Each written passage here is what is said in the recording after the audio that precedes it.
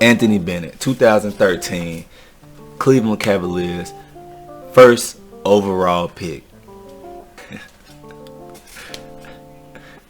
NBA bust, or was he exactly who we thought he was? I know what I thought when he got drafted. Now let me be clear, I'm not making this video in an attempt to bash the man, but I do want to put the facts on the table. We're not about to dodge what really happened here. We're not about to dodge stats. We're not about to dodge work ethic. Like, we're not gonna dodge any of those things. But like I said, I'm not bashing the man, so I don't want y'all to take it like that. So without further ado, let's go ahead and get this video started, man. Roll the footage. Anthony Bennett was born in Toronto, Ontario. He was one of 3 children. He had an older brother and he had an older sister. By the time he was age 16, man, he went to a prep school in Beckley, West Virginia. It was called Mountain State Academy. He was only there for a year, and then January 1st, 2013, they actually closed down. So when they closed, he went back west to Henderson, Nevada, and he went to a school called Finlay Prep. Listen, I don't want to butcher the name, but when he got to this school, that's when shit got real.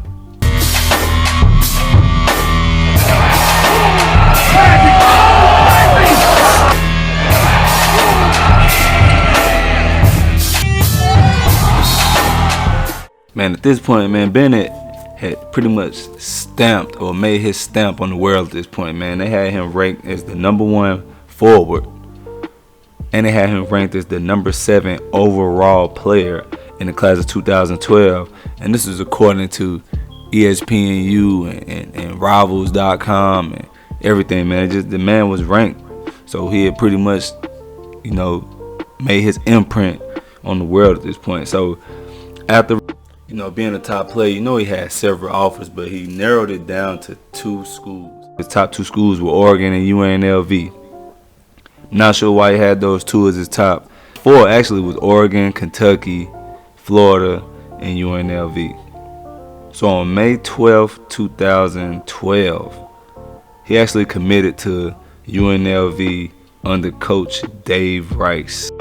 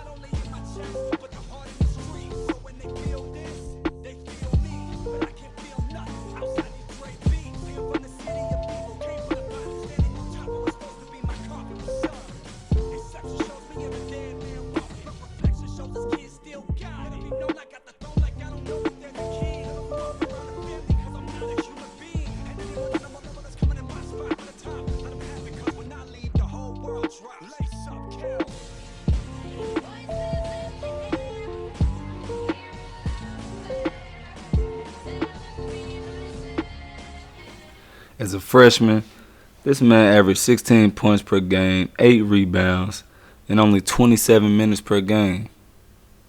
At this point, everything looks great, right? He's doing pretty well as a freshman. Has a promising career ahead of him, right? Wrong. There's absolutely no way possible that you foreseen this man being a better draft pick than the people on this list.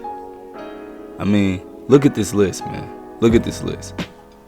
You got Oladipo, Otto Porter, Cody Zeller, Nerlens Noel, Ben McLemore. Don't get me wrong, Nerlens Noel was kind of like a bust, but still better than Anthony Bennett. You got Trey Burke on here, CJ McCollum, Steven Adams, Carter Williams, Giannis. Come on, man. You got Giannis on here going at 15. Bro, there's no way that you looked at these players and you seen him as the best one listed. There's no way, bro. There's no way. I mean, bro, who is the GM, bro? Who is in control of making these decisions, bro? There's no way you kept a job. Hold on. You didn't keep a job. The man got fired like the very next year. But we're going to get to that. With the first pick in the 2013 NBA Draft, the Cleveland Cavaliers select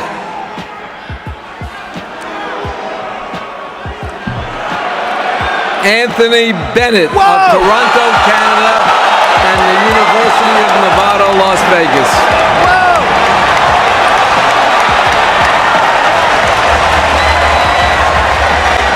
Anthony Bennett, after 1 year.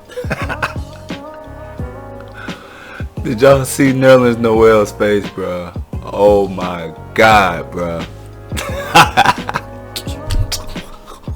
Like, bro, just to think, with him coming out of UNLV, they really was comparing this man to the great grandmama, bro. Like, Grandmama, let's go. You called it right. They called it power, and they got power. With a trailing Johnson alley-oop. Oh! What a play by Larry Johnson!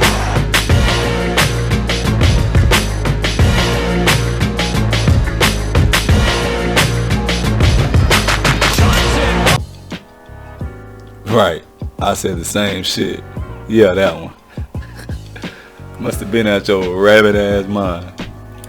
On August 20th, 2013, Anthony Bennett signed his rookie deal. It wasn't until January 28th, 2014 when the man finally scored double figures in a game.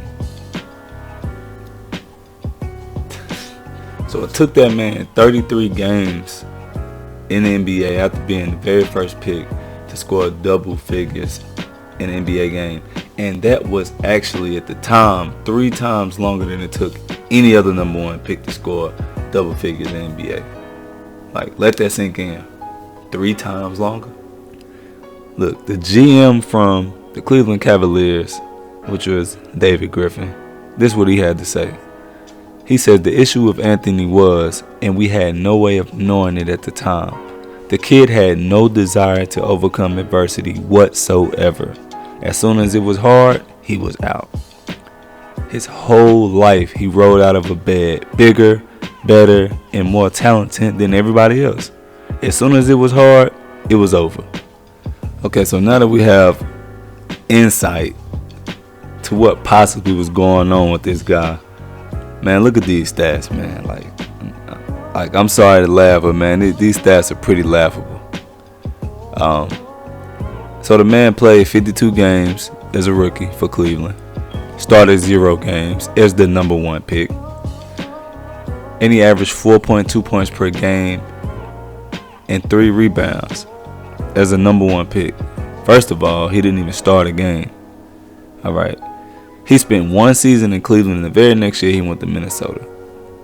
In Minnesota, the man started 3 games. He played 57 games. He only played 15.7 minutes per game, 5 points per game, and 3.8 rebounds. Also, the very next season he was on another team, which was the Toronto Raptors. At that point, this man started 0 games, played only 19 games, and averaged 1.5 points per game and 1 rebound. Like, at this point, it's just like, okay, like, bro, it's your 3rd year and it's your 3rd team. This man had the nerve to play a 4th season on a different team yet again. Started 1 game, played 23 games, only averaged 5 points per game and 3 rebounds. Like, bro, this is terrible at this point. So in the midst of playing for all these different teams, with these 4 different teams in these 4 different seasons, the man also played for a few D-League teams, or as we call it now, G-League teams. Even played Euro.